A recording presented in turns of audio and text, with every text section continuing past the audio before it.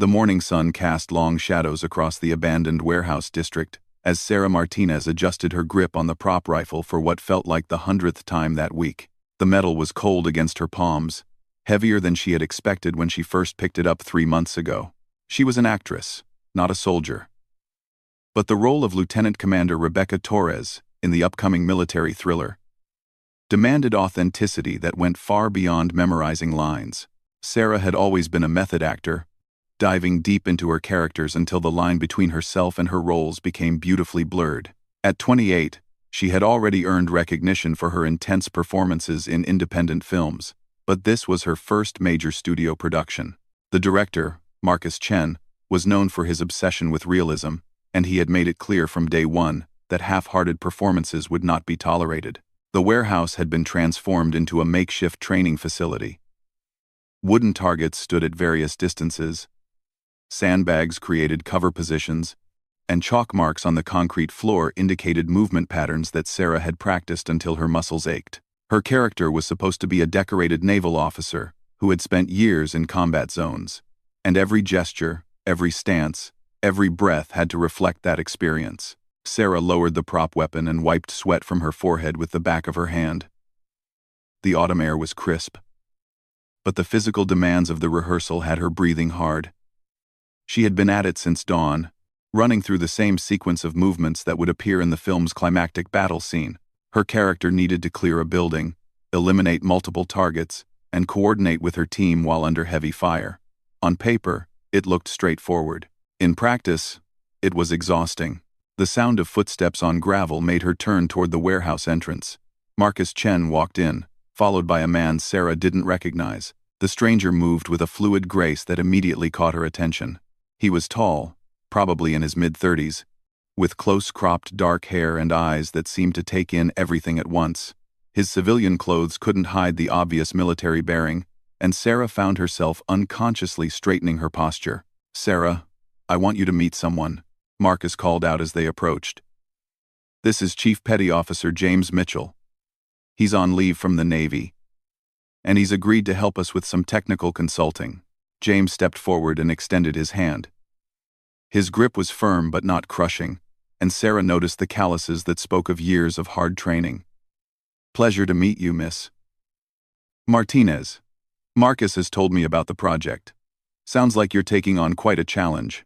"That's one way to put it," Sarah replied, gesturing at the mock training setup around them. "I've been trying to get the movements right, but I feel like I'm missing something, like I'm playing dress-up instead of actually becoming the character."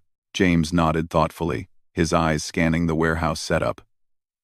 "Mind if I watch you run through a sequence? Sometimes it's easier to spot issues when you can see the whole picture." Sarah glanced at Marcus, who nodded encouragingly. She moved back to her starting position and picked up the prop rifle again. The weight felt familiar now, but she knew that familiarity wasn't the same as authenticity. She had watched countless hours of military footage, studied the way real soldiers moved and fought, but something was still missing. The sequence began with her character receiving orders through a radio earpiece. Sarah mimed the communication, then began her approach toward the first target position. She moved in the low crouch she had practiced, weapon at the ready, eyes scanning for threats. Her breathing was controlled, her movements deliberate, just as she had rehearsed hundreds of times. She reached the first cover position and took aim at the wooden target. The prop rifle had no actual firing mechanism, but she went through the motions of taking the shot, working the bolt action, and acquiring the next target. Her character was supposed to be an expert marksman, someone who could make impossible shots under extreme pressure. As she continued through the sequence, Sarah was acutely aware of James watching her every move. There was something unsettling about being observed by someone who had actually lived the experiences she was trying to portray. Every gesture she made felt artificial, every movement exposed as the performance it was. She completed the sequence by reaching the final position and signaling the all clear to her imaginary team. When she turned back toward Marcus and James, she could see from their expressions that her performance had fallen short of expectations. "You're thinking too much," James said simply. "Real combat isn't a choreographed dance. It's controlled chaos, and your body needs to react without your brain getting in the way. Sarah lowered the prop rifle, frustration evident in her voice. I've been training for months. I know the movements. I know the tactics. What am I missing? James was quiet for a moment, then walked over to examine the targets she had been aiming at. You're hitting your marks, following your choreography, breathing at the right times. Everything technical is correct, but you're performing for an audience instead of fighting for your life. How do I change that? Sarah asked. How do I make it real without actually being in combat? The weapon, James said, turning back to face her. You're carrying a movie prop, treating it like a movie prop. Your character would have a relationship with her rifle. It wouldn't just be a tool to her. It would be an extension of herself. Something she trusted her life to every single day. Marcus stepped forward, clearly intrigued by the direction of the conversation. What are you suggesting? James looked thoughtful for a moment, then seemed to reach a decision. I have my personal rifle in my truck. Barrett M107. A .150 caliber. I brought it because I was planning to do some range time while I'm on leave. Maybe if Sarah could handle the real thing, feel the actual weight and balance, it might help her connect with the character differently. Sarah felt a chill of excitement mixed with apprehension. She had fired weapons before as part of her preparation for the role, but always under controlled conditions at shooting ranges with instructors hovering nearby. This felt different, more serious somehow. Would that be legal? Marcus asked, ever the careful director. We're on private property, and I have all the proper permits, James replied. The weapon isn't loaded, obviously, and we'd just be using it for handling practice. No live fire. Sarah found herself nodding before she had consciously made the decision. I think that could help, if you're willing to show me. James studied her face for a moment, as if trying to gauge her seriousness. This isn't a game, Miss Martinez. The Barrett is a serious piece of equipment. It weighs about 30 pounds loaded, and it's designed to stop vehicles and engage targets at ranges exceeding a mile. Your character would need to understand that kind of power intimately. I understand, Sarah said, and she meant it. I need to understand what she would understand. Marcus looked between them, then nodded. Let's try it, but safety first, always. James walked back toward the warehouse entrance. I'll get it from my truck.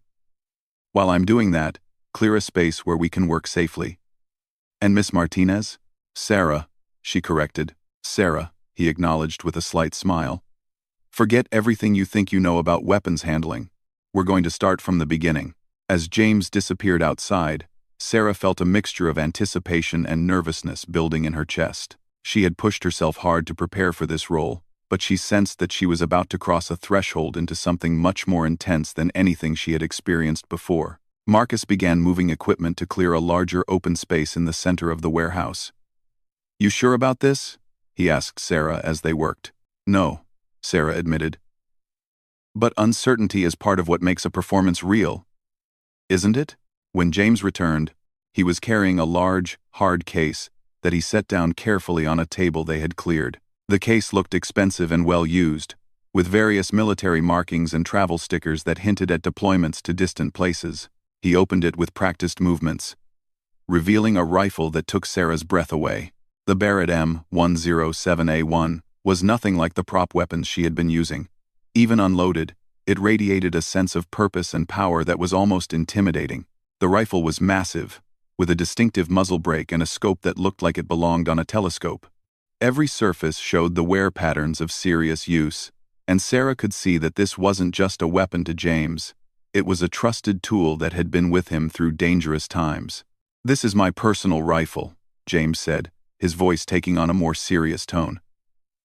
I've carried it through 3 deployments, and it's never let me down. Before you touch it, I need you to understand that this weapon has been used in combat.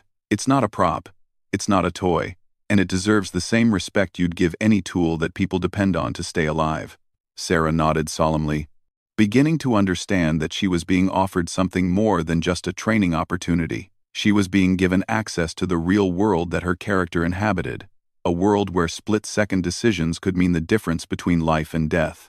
James lifted the rifle from its case with smooth, practiced motions. Even unloaded, he handled it with the kind of unconscious care that spoke of thousands of hours of training. The first thing your character would know is the weight. When you're carrying 30 pounds of rifle plus ammunition, plus all your other gear, every movement has to be efficient. You can't waste energy. He held the rifle out toward Sarah, but didn't release it yet. When I hand this to you, you're going to feel the difference immediately. Your prop weighs maybe 8 pounds. This is almost 4 times that, and the balance is completely different. Are you ready? Sarah reached out and placed her hands where James indicated, then felt him transfer the weight to her. The difference was shocking. The rifle seemed to want to pull her forward, and she had to adjust her entire stance to accommodate the new reality. This wasn't something she could casually wave around during a performance. This was equipment that demanded respect and proper technique. Heavy, she said, immediately feeling foolish for stating the obvious. And that's unloaded, James pointed out. Add a full magazine, and you're looking at another few pounds. Your character would have built up the specific muscle groups needed to handle this efficiently. She'd know exactly how to carry it, how to transition between positions, how to use the weight to her advantage instead of fighting against it. Sarah tried to lift the rifle to a firing position and immediately understood what James meant about efficiency. The movements she had practiced with the prop felt clumsy and wasteful when attempted with the real weapon. Every gesture had to be more deliberate, more purposeful. This changes everything, she said, looking up at James and Marcus. The choreography we worked out doesn't work with this weight. Now you're starting to understand, James said approvingly. Your character wouldn't be thinking about choreography. She'd be thinking about mission success and keeping her team alive. The movements would be whatever was most effective, not whatever looked good on camera. Marcus was taking notes, his director's mind already working on how to adapt their planned sequences to accommodate this new reality. Can we modify the action scenes to be more authentic while still being visually compelling? Absolutely, James replied. But it means throwing out some of your planned shots and building new ones around what would actually happen in that situation. Sarah was still holding the rifle, trying to understand how its weight and balance would affect every aspect of her character's movements. How long does it take to get comfortable with something like this? Years, James said honestly. But you don't have years. What you can do is understand the mindset, the relationship between a sniper and her weapon. When your character picks up this rifle, she's not just grabbing a tool. She's connecting with something that's kept her alive through multiple deployments. As Sarah continued to explore the feel of the real weapon, she began to understand what had been missing from her performance. She had been playing a soldier, but she hadn't been thinking like one. The weight of the rifle wasn't just physical, it was psychological. Every pound represented responsibility, capability, and the trust of the people depending on her. I think I'm beginning to see what you mean, Sarah said, carefully lowering the rifle with James's guidance. It's not about the mechanics of using the weapon. It's about understanding what it means to the person carrying it.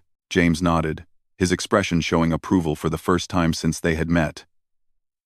That's the first step toward authenticity. Your character doesn't just know how to shoot. She knows how to think like someone whose job it is to engage targets at extreme range under impossible conditions. As they began to discuss how to incorporate this new understanding into her training regimen, Sarah felt a shift in her approach to the role. She was no longer just an actress preparing for a part. She was a student, learning from someone who had lived the experiences she needed to portray. The weight of the Barrett in her hands had been more than physical. It had been a connection to a world she was only beginning to understand. The afternoon sun was beginning to slant through the warehouse windows, and Sarah realized that everything about her preparation for this role was about to change. She had thought she was ready, but now she understood that her real training was just beginning. 3 weeks after their first meeting, Sarah found herself at a legitimate shooting range an hour outside the city, standing next to James as he methodically checked and rechecked every aspect of the Barrett rifle. The early morning air was cold enough that their breath formed small clouds, and the sound of other shooters echoed across the valley from adjacent ranges. Sarah had been surprised when James suggested they move beyond just handling the unloaded weapon. But Marcus had enthusiastically endorsed the idea after seeing the dramatic improvement in her movement during rehearsals. Real shooting changes everything, James had explained during one of their training sessions at the warehouse. You can practice the motions all you want, but until you've felt the recoil, heard the sound, dealt with the physical and mental impact of actually firing the weapon, you're still just playing pretend. Sarah had agreed immediately, despite a growing nervousness about what she was getting herself into. She had fired weapons before, but nothing remotely comparable to the Barrett. The rifle's reputation preceded it. She had read about its use by military snipers, its ability to disable vehicles and engage targets at distances that seemed impossible. The thought of actually pulling the trigger on such a weapon was both thrilling and intimidating. The shooting range specialized in long-distance precision shooting, with targets set at various distances stretching out to over 1,000 yards. James had made arrangements with the rangemaster, a retired Marine named Frank Rodriguez, who had served with James during their deployment in Afghanistan. Frank had taken one look at Sarah and raised an eyebrow, but James's explanation of the project had satisfied whatever concerns he might have had. Most people who want to shoot the Barrett are just looking for bragging rights, Frank had told Sarah as they walked toward the firing line. They want to say they fired the biggest rifle they could find. But if you're trying to understand what it means to be a military sniper, that's different. That's about understanding a profession, not just experiencing a thrill. Sarah appreciated the distinction. Over the weeks of working with James, she had come to understand that everything about military weapons training was purposeful. There was no room for casual attitudes or treating the equipment as anything less than the serious tools they were designed to be. James had spent the previous day at the range, setting up targets and calculating distances, wind conditions, and all the other variables that affected long-range shooting. Sarah had watched him work, noting the methodical way he approached every aspect of the preparation. Nothing was left to chance, and she was beginning to understand that this level of careful planning was fundamental to her character's mindset. The first thing you need to understand about precision shooting, James said as they approached the firing position, is that it's as much mental as it is physical. Your character wouldn't just be a good shot. She'd be someone who could control her mind and body under extreme stress. The firing position consisted of a concrete bench with sandbags for support, positioned behind a low wall that provided protection and stability. James began setting up the rifle, adjusting the bipod legs, and positioning sandbags to provide the most stable shooting platform possible. Sarah watched his movements, noting how every adjustment was deliberate and precise. When your character sets up for a shot, James explained as he worked, she's not just aiming at a target. She's creating a system that eliminates as many variables as possible. The rifle, the position, the breathing, the trigger control. Everything has to work together perfectly. Sarah nodded, trying to absorb the complexity of what looked like a simple process. In the script, she makes some pretty incredible shots under pressure. Is that realistic? James paused in his setup to consider the question. Depends on the specific scenarios. But trained military snipers regularly make shots that seem impossible to civilians. The key is understanding that what looks like a miracle shot to an observer is actually the result of years of training and perfect execution of established techniques. He gestured for Sarah to approach the rifle. But before we worry about long-distance precision, you need to understand what it feels like to fire this weapon. The Barrett has significant recoil, even with the muzzle brake. It's not painful, but it's definitely noticeable. Your character would be so familiar with it that she could predict and compensate for it automatically. Sarah positioned herself behind the rifle, following James's guidance on proper body alignment. The concrete was cold against her chest and legs, and she had to adjust her position several times before James was satisfied with her stance. The rifle felt even heavier when supported by her body weight, and she could feel the tension in her muscles as she tried to maintain the proper position. Cheek weld, James said, guiding her head to the correct position against the rifle stock. Your character would have this positioning so ingrained that she could assume it in total darkness. The scope needs to be at exactly the right distance from your eye, and your head position has to be consistent every single time. Arrow A. Looking through the scope was a revelation. The target at 100 yards appeared close enough to touch, and Sarah could see details that were invisible to her naked eye. The crosshairs were sharp and precise, and she began to understand how shots that seemed impossible could become routine with proper equipment and training. The target we're starting with is much closer than your character would normally engage, James explained. But we need to establish the fundamentals before we worry about distance. Take your time, get comfortable with the sight picture, and don't worry about actually firing yet. Sarah spent several minutes just looking through the scope, getting used to the way the crosshairs moved with her breathing and heartbeat. James had been right about the mental aspect. She could feel her pulse affecting the sight picture, and controlling her breathing became a conscious effort. "I can see my heartbeat through the scope," Sarah said, surprised by how obvious the movement was. "Your character would time her shots to her natural respiratory pause," James replied. "Breathing control is fundamental to precision shooting. You take a breath, exhale halfway, hold and fire during the natural pause before your next breath." They practiced the breathing technique for several more minutes, with Sarah learning to recognize the moment when her body was most stable. It was more complex than she had expected, requiring her to coordinate her breathing, heartbeat, and mental focus into a single moment of perfect stillness. "When you're ready," James said, "we'll load a single round and take the first shot. Remember, this isn't about hitting a perfect bullseye on your first attempt. This is about understanding what your character experiences every time she engages a target." Sarah nodded, feeling a mixture of excitement and nervousness. She had been preparing for this moment for weeks, but now that it was here, she felt the weight of responsibility. This wasn't just about her performance anymore. It was about honoring the experiences of real people who did this job under life-and-death conditions.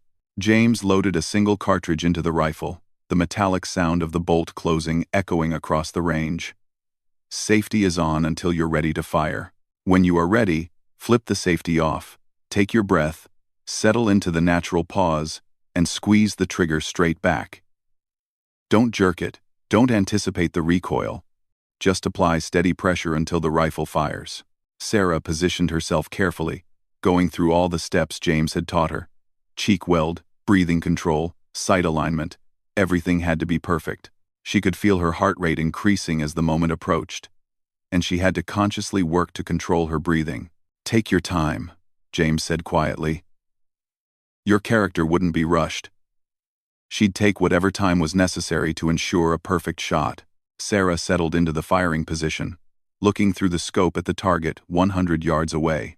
The crosshairs seemed to dance slightly with her pulse, but she waited for the natural pause in her breathing where everything settled. When that moment came, she began applying pressure to the trigger, feeling the mechanism's resistance. The rifle fired with a sound that was both sharper and deeper than she had expected.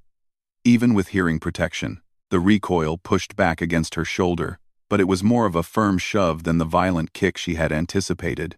What surprised her most was how quickly it was over. One moment she was aiming, and the next the shot was complete. "How did that feel?"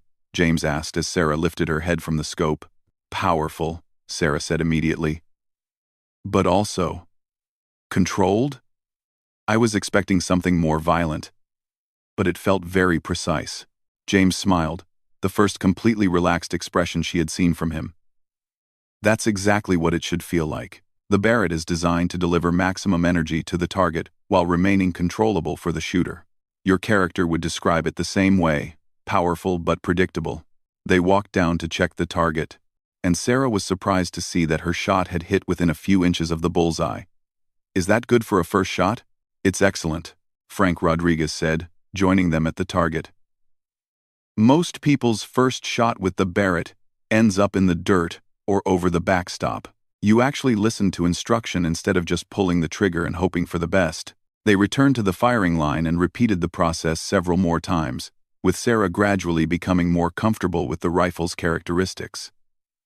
Each shot taught her something new about the weapon, and, by extension, about her character's relationship with it. The Barrett wasn't just a tool for delivering precise fire at long distances. It was a weapon that demanded respect, skill, and mental discipline. Your character would have thousands of rounds through her personal weapon, James explained, as they took a break between shooting sessions. She'd know exactly how it behaves under different conditions. Hot weather, cold weather, high altitude, humidity. The rifle would be as predictable to her as her own heartbeat. Sarah was beginning to understand the depth of knowledge that her character would possess. It wasn't enough to know how to operate the weapon. She would need to understand its capabilities and limitations under every conceivable condition. The script called for her to make shots under extreme stress, in adverse weather, at distances that pushed the limits of the equipment. How far can this rifle accurately engage targets? Sarah asked, as James began setting up for shots at longer distances. In the right hands, with the right ammunition, under ideal conditions, the Barrett can engage targets effectively beyond 2,000 yards, James replied. But those are exceptional circumstances. More typically, military snipers engage targets between 600 and 1,200 yards, depending on the mission requirements. They move to targets at progressively longer distances, and Sarah began to understand how external factors affected the shooting process.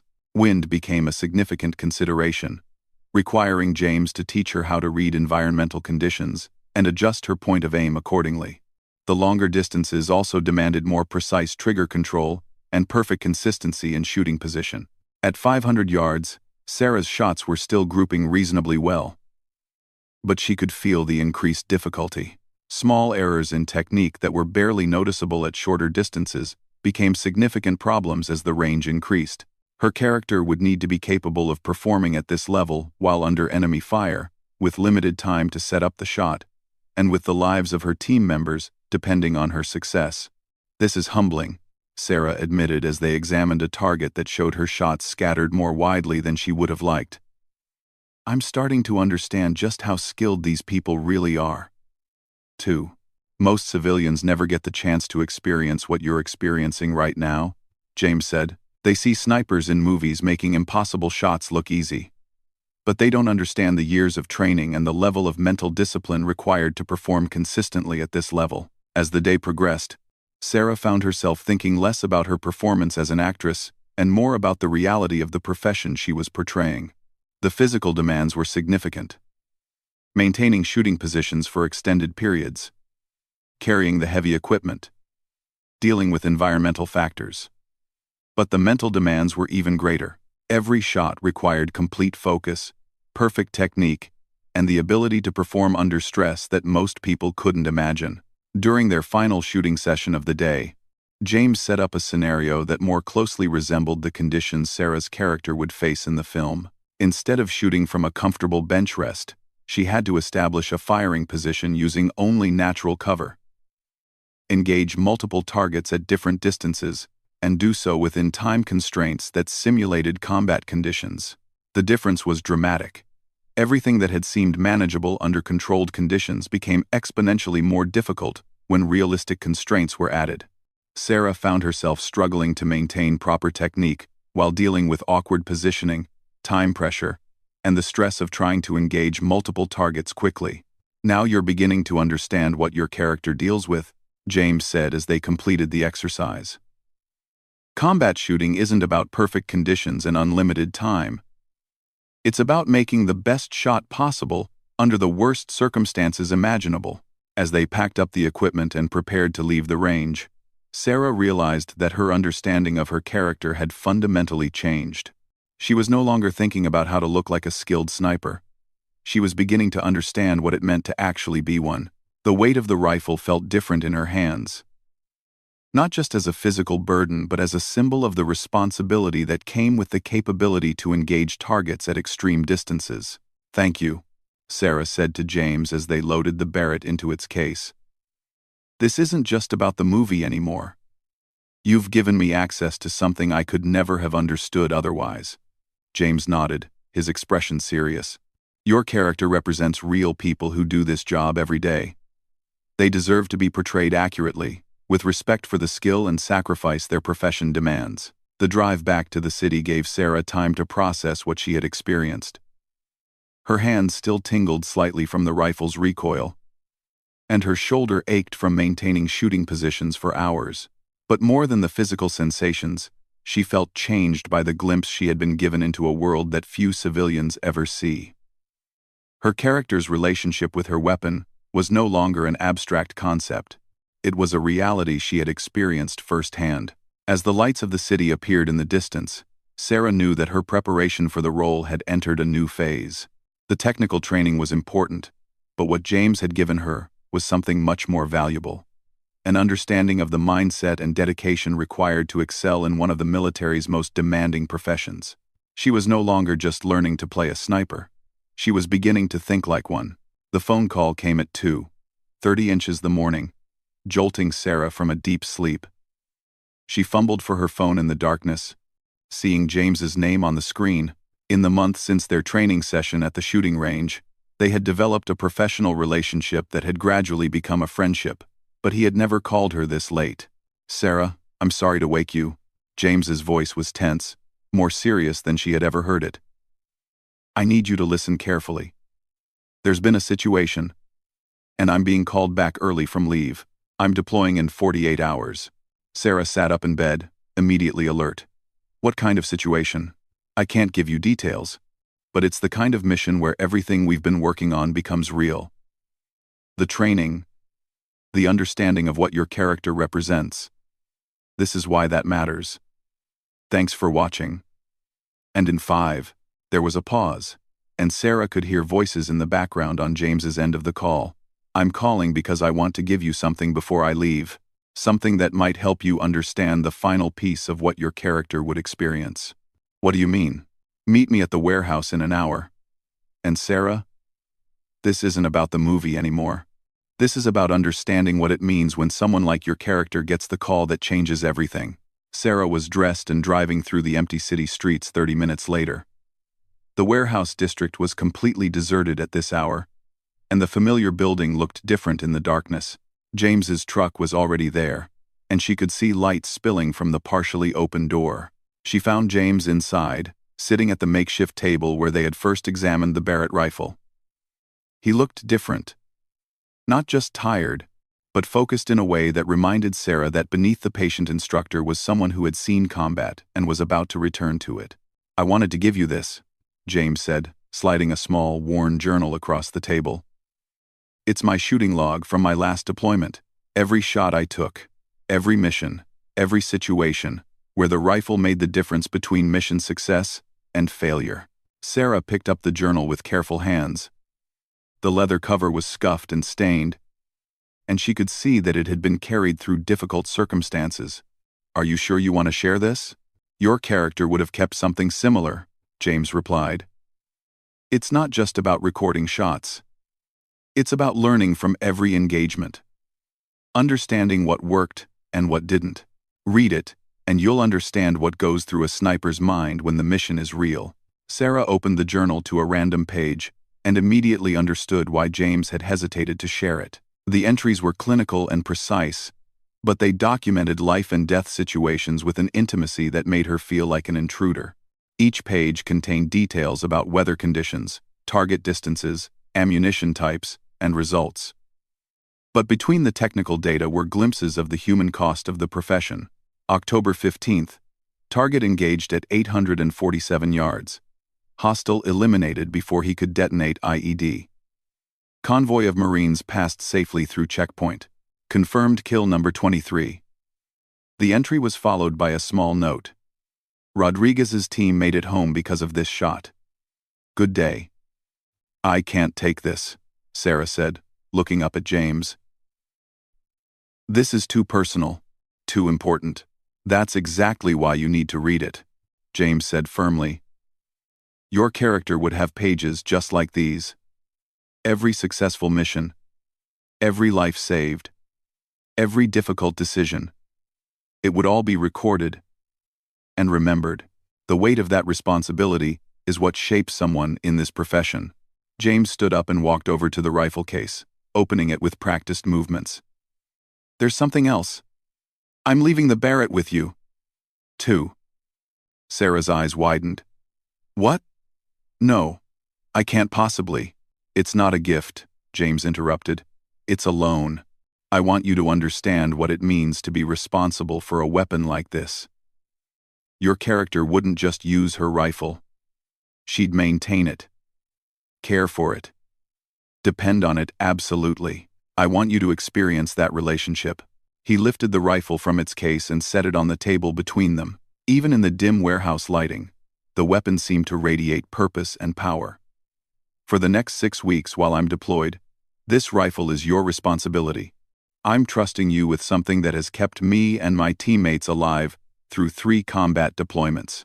The weight of what James was offering hit Sarah like a physical blow. I don't know if I'm qualified for this kind of responsibility. Neither did your character when she first picked up her rifle, James replied. But she learned. Because she had to. Because people were depending on her to be competent, reliable, and trustworthy.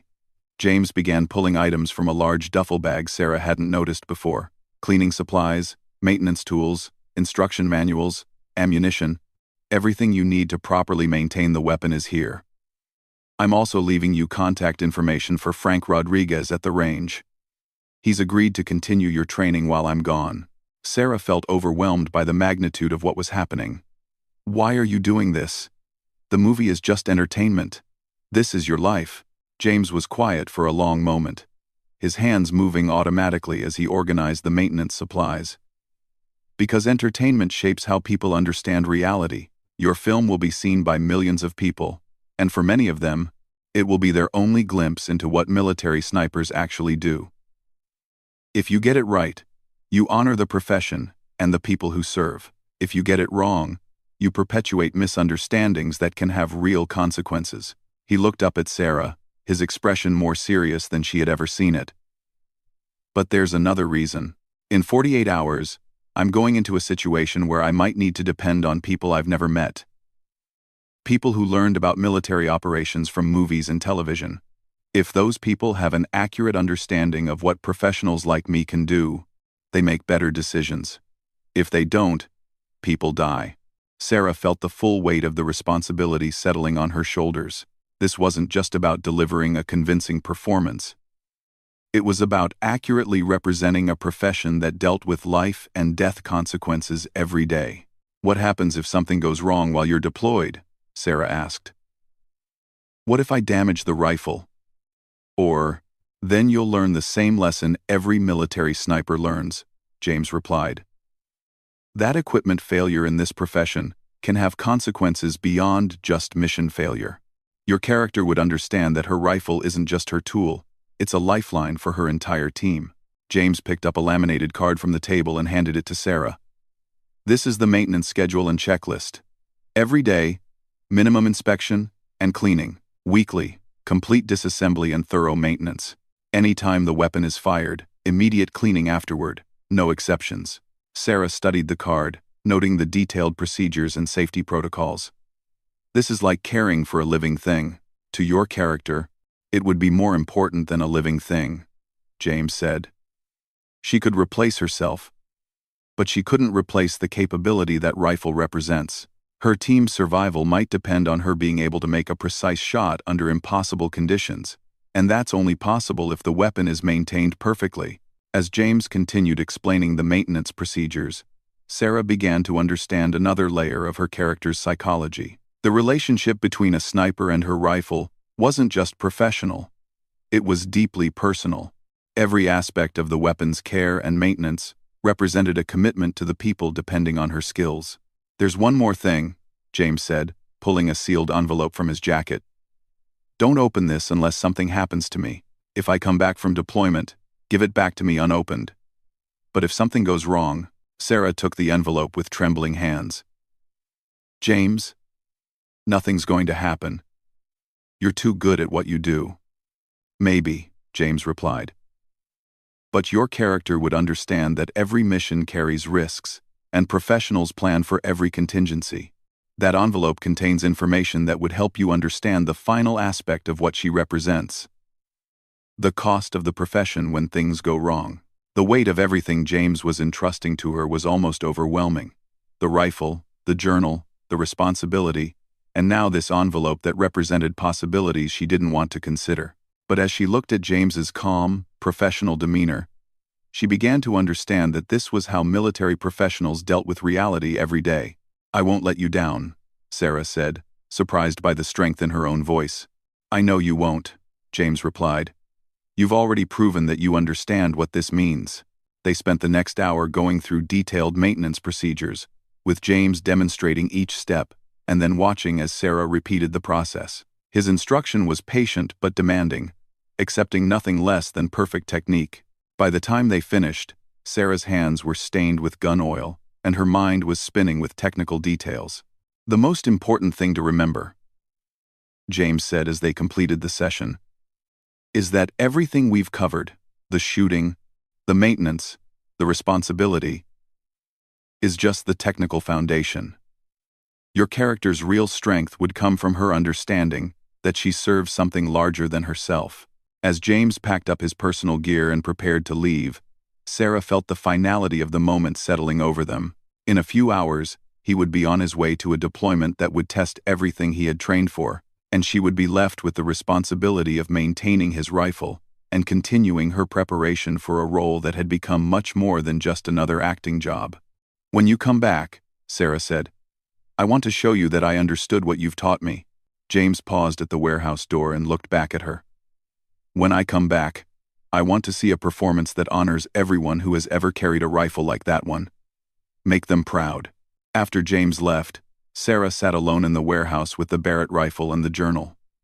The building felt different now, charged with the weight of real purpose, rather than just movie preparation. She opened the journal again and began reading more carefully, trying to understand the mindset of someone who documented life and death decisions with such clinical precision.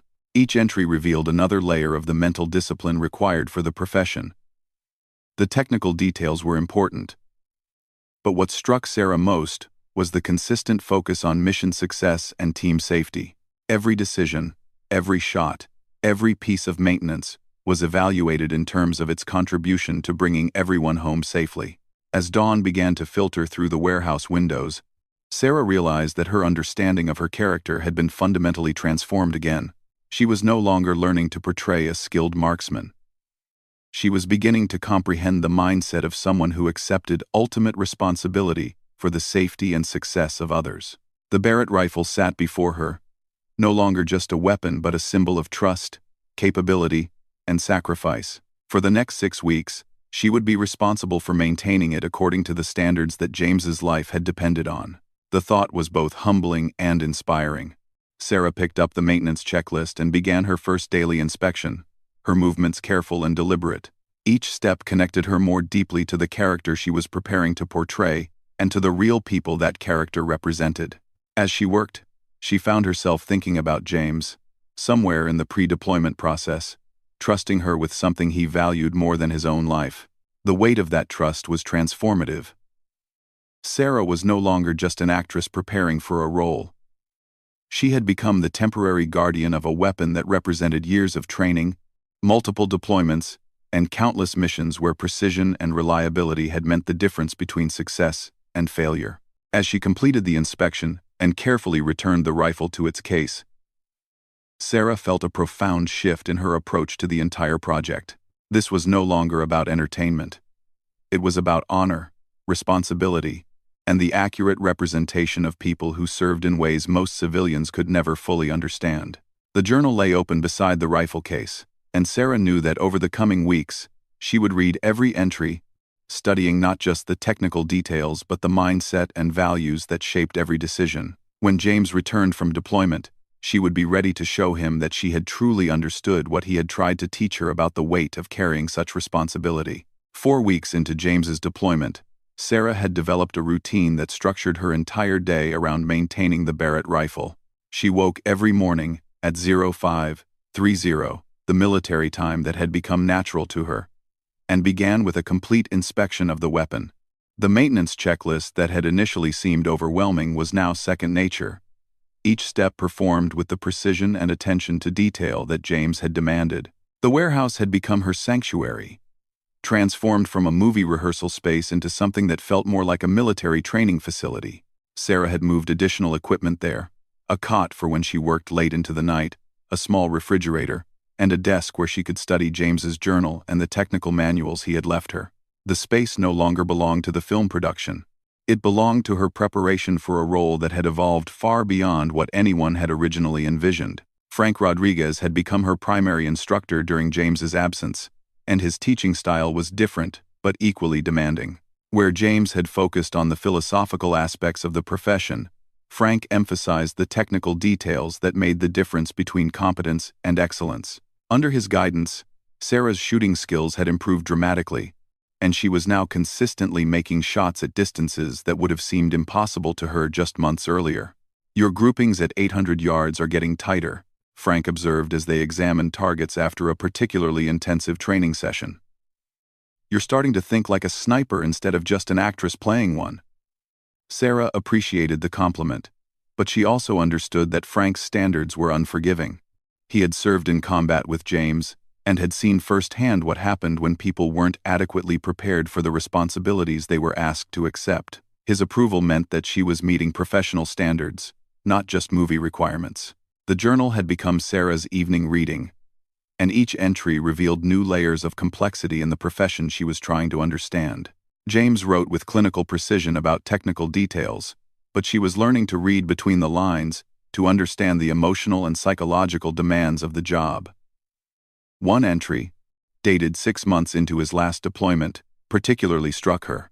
Target engaged at 1,247 yards. Hostile sniper eliminated before he could engage Marine patrol. Confirmed kill number 31. Wind was gusting 15-20 miles per hour. Had to hold 3 mils left and adjust elevation twice. Perfect conditions for a miss, but Marines were in the open with no cover. Sometimes there's no choice but to take the shot regardless of conditions. Weapon performed flawlessly. Glad I spent the extra time on maintenance yesterday. The entry was followed by a longer note. Rodriguez asked me how I knew I could make that shot under those conditions. Truth is, I didn't know, but I knew the rifle was perfect. My fundamentals were solid, and the Marines needed that hostile eliminated. Sometimes, faith in your equipment and training has to be enough. The alternative was unacceptable. Reading entries like this, Sarah began to understand that the technical skills were only part of what defined a military sniper. The mental discipline to perform under extreme pressure, when lives depended on perfect execution, regardless of conditions, was what separated competent shooters from true professionals. The realization had changed how she approached her own training. She no longer practiced under ideal conditions. Instead, she sought out situations that challenged her ability to perform when everything wasn't perfect. She practiced in wind, rain, at awkward angles, and with time constraints that forced her to rely on instinct rather than careful deliberation. Marcus Chen had visited the warehouse several times to check on her progress, and each time he seemed more amazed by the transformation in her approach to the role. "You're not the same actress I hired 6 months ago," he had told her during his most recent visit. "You've become something else entirely." Sarah understood what he meant. The boundaries between her preparation and her identity had blurred in ways that were both exhilarating and slightly unsettling. When she held the Barrett rifle, she no longer thought about how to portray someone who could use such a weapon. She simply used it. The movements were natural, automatic, ingrained through repetition and reinforced by understanding the consequences of imperfection. The change was most apparent in how she approached the psychological aspects of her character. Originally, she had planned to research the emotional challenges of combat through books and interviews, but reading James's journal had given her direct access to the mindset of someone who had actually lived those experiences. She no longer had to imagine what her character would think or feel. She had detailed documentation of the thought processes that guided real professionals in similar situations. 3 days earlier, Sarah had faced her most significant challenge yet, when Frank arranged for her to participate in a long-range shooting competition. Alongside active-duty military personnel, she had been nervous about competing against people for whom precision shooting was a professional requirement, but Frank had insisted that she needed to understand how her skills compared to the standards her character would be expected to meet. The competition had been both humbling and encouraging. Sarah's technical skills were solid, and her equipment handling was smooth and professional. But competing against active-duty snipers had revealed subtleties of performance that she was still learning to master. The way they read wind conditions, their ability to adapt quickly to changing circumstances, and their absolute confidence in their equipment and abilities represented a level of expertise that she could appreciate but not yet fully replicate. "You held your own out there," Sergeant First Class Maria Santos had told her after the competition. "Your fundamentals are sound, and your equipment handling is professional. But you're still thinking too much." Real snipers develop an intuitive feel for the shot that comes from thousands of rounds and years of experience. The comment had been both a compliment and a challenge. Sarah understood that she could master the technical aspects of the profession through dedicated practice. But the intuitive understanding that Santos described could only come from experience that she couldn't simulate. That evening, Sarah had called the number James had given her for emergency contact with his unit. She wasn't sure if reaching out was appropriate, but she needed guidance on how to develop the kind of intuitive understanding that active-duty personnel possessed. The conversation had been brief but enlightening. James was obviously busy and couldn't talk long, but he had listened to her description of the competition and her concerns about developing realistic intuition for the role. "You're overthinking it," James had told her. "Your character wouldn't have learned to shoot for a movie. She'd have learned because lives depended on it. The intuition comes from understanding that every shot matters, that there's no such thing as good enough when people are counting on you. Stop thinking about performing the role and start thinking about accepting the responsibility." The advice had crystallized something that Sarah had been struggling to articulate. Her preparation had been focused on learning to do what her character could do, but she hadn't fully embraced the mindset of someone who had to do those things under conditions where failure wasn't acceptable. The next morning, Sarah had approached her training differently. Instead of practicing shots as technical exercises, she began creating scenarios in her mind where imaginary lives depended on her performance. The change was immediate and profound. Her shooting became more focused, her movements more decisive, and her confidence in the weapon more absolute. Frank had noticed the change immediately. "What happened?" he asked after watching her engage targets at multiple distances with a level of precision and confidence she hadn't previously demonstrated. "I stopped trying to learn how to shoot like a sniper," Sarah replied. "I started trying to accept responsibility like one." The distinction was crucial, and it affected every aspect of her preparation. When she maintained the Barrett rifle, she no longer thought about following James's checklist. She thought about ensuring that the weapon would perform perfectly when someone's life depended on it. When she practiced shooting, she no longer focused on hitting targets. She focused on eliminating threats that endangered people she was sworn to protect. The mental shift was exhausting but transformative. Sarah found herself thinking about the role even when she wasn't actively training. Her character's decisions, motivations, and reactions became intuitive rather than intellectual. She was no longer playing someone else. She was becoming someone capable of accepting the same responsibilities. The journal entries from James's current deployment began arriving by secure email. Heavily redacted, but still providing insight into the ongoing reality of the profession. Even with most details removed, Sarah could see that he was facing the same kinds of situations described in his historical log. The technical challenges, the pressure of making perfect shots under imperfect conditions, and the constant awareness that other people's lives depended on his competence. One recent entry particularly resonated with her current understanding. "Mission successful. Target eliminated at extended range under challenging conditions. Team extracted safely. Equipment performed flawlessly, but success was really about trusting training when conditions were far from ideal." Rodriguez was right. Sometimes you have to have faith that your preparation is sufficient, even when you can't control all the variables. Reading that entry, Sarah realized that her transformation was nearing completion. She no longer needed to consciously think about how her character would react in various situations. The reactions had become natural extensions of the mindset she had developed through weeks of intensive preparation. The Barrett rifle felt different in her hands now, not like borrowed equipment, but like a tool that belonged to her. She understood its capabilities and limitations intimately, could maintain it to the standards that combat operations demanded, and could employ it effectively under conditions that would have seemed impossible just months earlier. Marcus had scheduled the beginning of principal photography for the following week, and Sarah felt ready in ways that she couldn't have imagined when the project began. She wasn't just prepared to portray a military sniper. She had developed the skills, mindset, and understanding necessary to honor the real people who served in that capacity. As she completed her evening maintenance routine and secured the rifle for the night, Sarah reflected on how completely the role had changed her. She had begun as an actress looking for authenticity in her performance, but she had become someone capable of accepting the same responsibilities that her character carried. The transformation was both professional and personal. Sarah understood that she would never again be satisfied with surface-level character preparation. James had shown her what was possible when an actor truly committed to understanding not just what their character did, but who they were at the deepest level. Tomorrow would bring another day of training, another opportunity to refine her skills and deepen her understanding.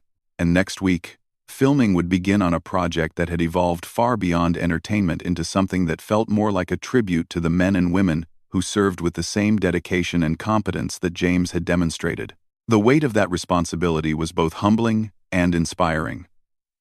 Sarah had accepted the trust that James had placed in her, and she was determined to prove worthy of it when the cameras finally started rolling. 6 weeks after James's deployment began, Sarah stood in the pre-dawn darkness of the warehouse, running through her final equipment checks before the most important day of filming. Principal photography had been underway for 2 weeks, but today would feature the climactic scene where her character, Lieutenant Commander Rebecca Torres, would need to make a series of precision shots that would determine the success of the entire mission. Marcus Chen had saved this sequence for last, wanting to capture the full depth of authenticity that Sarah had developed during her preparation. The Barrett rifle lay before her, meticulously maintained according to the standards James had established. Sarah's hands moved through the inspection routine automatically, each step performed with the precision that had become second nature. The weapon was perfect, as it had been every day since James had entrusted it to her care. She understood now that this wasn't just about following a checklist. It was about accepting responsibility for a tool that others might depend on for their survival. Her phone buzzed with an encrypted message from James. Communications from his deployment were sporadic and carefully controlled, but he had been sending brief updates about his status and occasionally commenting on the film clips that Marcus had been sharing with military advisors. Today's message was longer than usual. Sarah, heard about today's shoot. Remember everything we talked about. Your character isn't trying to impress anyone. She's trying to save lives. Trust your training, trust the equipment, and trust yourself. The rifle is ready when you are. Make us proud, Jay.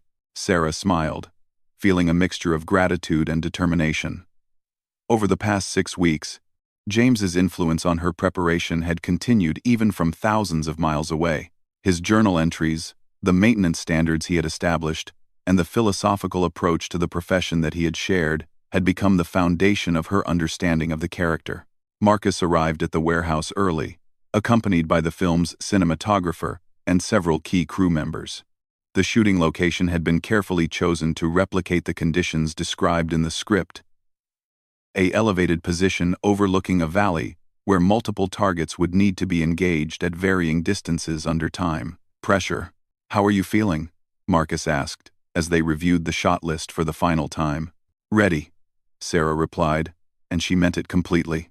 The nervousness that had characterized her early preparation had been replaced by the calm confidence that came from thorough preparation and complete understanding of her capabilities. The scene they were filming represented the culmination of her character's arc, a moment where all of her training, experience, and mental discipline would be tested simultaneously. The script called for her to engage 5 targets at distances ranging from 400 to 1,200 yards under simulated enemy fire, while coordinating with her team via radio. It was exactly the kind of scenario that James's journal had documented from real combat operations. Frank Rodriguez had arrived to serve as the technical advisor for the shooting scenes, ensuring that every aspect of Sarah's performance met professional standards. His presence was both reassuring and challenging. She knew that he would accept nothing less than the level of competence that he had observed in real military operations. "Remember," Frank said as they walked to the shooting position, Your character has done this hundreds of times before. The techniques are automatic, the equipment is trusted, and the only thing that matters is mission success. Don't perform for the cameras, perform for the mission. The advice encapsulated everything that Sarah had learned about authentic character portrayal. She wasn't trying to convince an audience that she could shoot. She was accepting the responsibility of someone who had to shoot accurately when lives depended on it. The first setup involved engaging targets at medium range while under simulated stress. Sarah positioned herself behind the Barrett rifle, running through her pre-shot routine with movements that had become completely natural. The weight of the weapon, the scope alignment, the breathing control. Everything felt exactly right. Action, Marcus called, and Sarah transitioned immediately into character. The transformation was seamless. She was no longer Sarah Martinez, the actress. She was Lieutenant Commander Rebecca Torres, a professional who had accepted ultimate responsibility for her team's safety. The targets weren't just props for a movie. They were threats that needed to be eliminated quickly and efficiently. Her first shot was perfect, the target falling exactly as scripted. But more importantly, the shot had been executed with the kind of unconscious competence that characterized real professionals. There was no hesitation, no second-guessing, just smooth execution of techniques that had been practiced to the point of automaticity. Cut, Marcus called. That was perfect. Let's reset for the long-range sequence. The long-range shooting would be the most technically demanding part of the scene. Sarah would need to engage targets at 1,000 and 1,200 yards while dealing with simulated wind conditions and time pressure. These were the kinds of shots that separated competent marksmen from true professionals. As they set up for the sequence, Sarah found herself thinking about James's journal entries that described similar situations.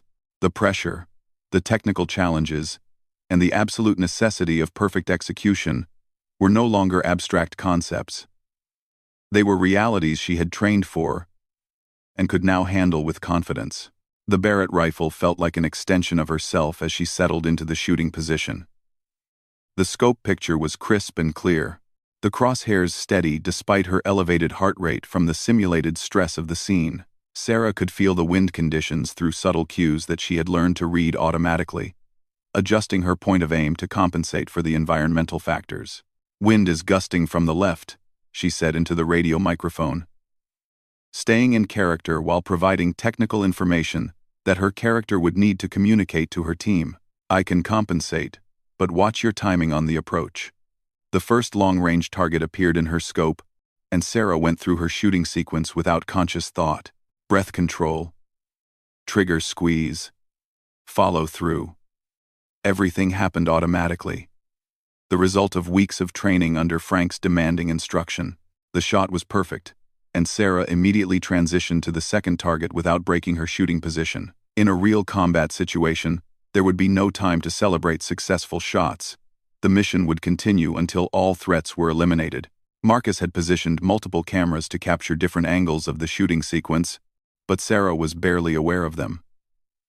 Her focus was entirely on the mission scenario, treating each shot as a genuine tactical challenge, rather than a performance requirement. "Incredible," the cinematographer whispered to Marcus. "She's not acting, she's just doing the job." That was exactly what Sarah had worked to achieve. Through months of intensive preparation, she had developed the skills and mindset necessary to perform at a professional level. Her character's actions were no longer portrayed, they were simply executed by someone who had accepted the same responsibilities. The final sequence involved engaging multiple targets under extreme time pressure while receiving radio updates about her team's status. This was the kind of multitasking under stress that required complete integration of technical skills with tactical awareness. Sarah positioned herself for the sequence, running through a final equipment check with movements that had become completely automatic. The Barrett rifle was ready, her ammunition was properly positioned, and her mindset was focused entirely on mission success. "Final sequence," Marcus announced. "This is the shot that saves everyone." As the cameras began rolling, Sarah transitioned seamlessly into the scenario. Radio chatter filled her earpiece with updates about her team's movement and the approaching deadline for engaging the targets. The pressure was intense, but it was the kind of pressure she had trained for. Her first shot eliminated the primary target at 800 yards, Without hesitation, she transitioned to the secondary targets, working through them systematically while maintaining awareness of her team's situation through the radio communications. Each shot was perfect, executed with the kind of calm efficiency that characterized professionals who had complete confidence in their abilities and equipment. Sarah wasn't thinking about her performance. She was thinking about saving the lives of her teammates. All targets eliminated, she reported into the radio as she completed the sequence. Team is clear to advance. Cut, Marcus called, and the entire set erupted in applause. Sarah remained in position for a moment, allowing herself to transition back from the character's mindset to her own identity. The transformation had been so complete that the return to reality required conscious effort. Frank Rodriguez approached the shooting position with an expression of approval that Sarah had rarely seen from him. "That was professional-level execution," he said simply. "Your fundamentals were perfect. Your technique was flawless. And your mindset was exactly right." James would be proud. The compliment meant everything to Sarah. Frank's standards were uncompromising, and his approval indicated that her performance had met the same criteria applied to real military personnel. Marcus was reviewing the footage on his monitor, shaking his head in amazement. "Sarah, I've directed action scenes for 15 years. But I've never seen anything like that. You weren't performing those actions. You were simply executing them with complete competence." As the crew began breaking down the equipment, Sarah carefully secured the Barrett rifle according to James's maintenance protocols. Even though filming was complete, her responsibility for the weapon would continue until he returned from deployment. Later that evening, Sarah was alone in the warehouse when her phone rang with another encrypted call from James. This time, the connection was clear enough for an extended conversation.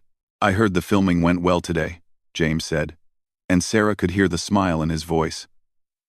"Frank sent me some very positive feedback." "1. It felt different from acting," Sarah replied.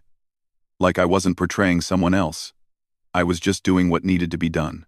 "That's exactly what it should feel like," James said. "When you trust your training and equipment completely, the execution becomes automatic. You've learned what your character would have learned." Sarah looked at the Barrett rifle in its case, understanding now what James had meant when he talked about the relationship between a sniper and their weapon. "I want to thank you for trusting me with this. Not just the rifle, but the understanding of what it means to carry this kind of responsibility." "You've proven that the trust was justified," James replied. "But there's something else I need to tell you. My deployment is being extended another month. Some complications have developed that require our team to remain in theater longer than originally planned." Sarah felt a chill of concern. "Are you safe?"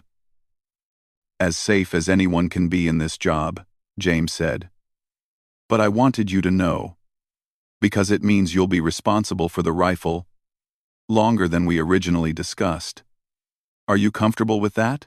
"Of course," Sarah said immediately. "It will be here whenever you're ready to come home." There was a long pause. Then James spoke again, his voice more serious. "Sarah, there's a possibility that something could happen. Not likely, but possible. If it does, I need you to know that the rifle should go to Frank Rodriguez. He'll make sure it gets to someone who can use it properly." "Nothing's going to happen," Sarah said firmly. "You're too good at what you do." "Maybe," James replied. "But if it does, remember what the rifle represents. It's not just a weapon. It's a symbol of the commitment to excellence and service that defines this profession. Make sure it goes to someone who understands that." After the call ended, Sarah sat in the warehouse for a long time, thinking about the weight of the responsibility she had accepted. Caring for James's rifle had become about much more than maintaining a piece of equipment. It had become about preserving a connection to values and standards that defined an entire profession. The following weeks brought post-production work on the film, but Sarah continued her daily maintenance routine with the Barrett rifle. Each morning's inspection connected her to the ongoing reality of James's deployment and the real-world consequences of the profession she had learned to portray. When the film was finally completed and ready for release, Marcus arranged for a special screening for military advisors and active duty personnel. Sarah was nervous about how real professionals would react to her portrayal, but the response was overwhelmingly positive. "You got it right," Sergeant Santos told her after the screening. "Not just the technical aspects, but the mindset. Your character thinks like one of us." That validation meant everything to Sarah. She had set out to deliver an authentic performance, but she had achieved something more: genuine understanding of, and respect for a profession that demanded the highest standards of competence and character. 3 months later, Sarah received the call she had been waiting for. James was coming home, his deployment successfully completed. As she prepared to return his rifle, she reflected on how completely the experience had changed her understanding of acting, responsibility, and the connections that could develop between people who shared a commitment to excellence. The Barrett rifle had been returned to James in perfect condition, but Sarah knew that what she had gained during their separation was something she would carry with her for the rest of her career.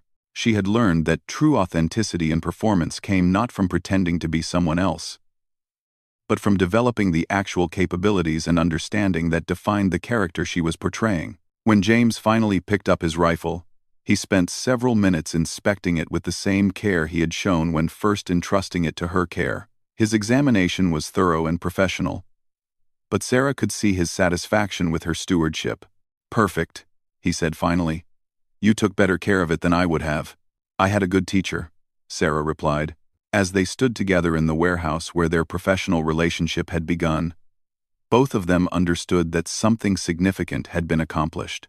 Sarah had delivered a performance that honored the real people her character represented, and she had proven herself capable of accepting the same standards of responsibility that defined military service. The film would go on to receive critical acclaim for its authentic portrayal of military professionals, but for Sarah, the real achievement was the knowledge that she had earned the respect of people like James and Frank, professionals who had dedicated their lives to serving others with competence, courage, and integrity. She was no longer just an actress who had played a convincing role. She had become someone who understood what it meant to accept ultimate responsibility for the safety and success of others. That understanding would influence every aspect of her future work, ensuring that she never again settled for surface-level character development when deeper authenticity was possible.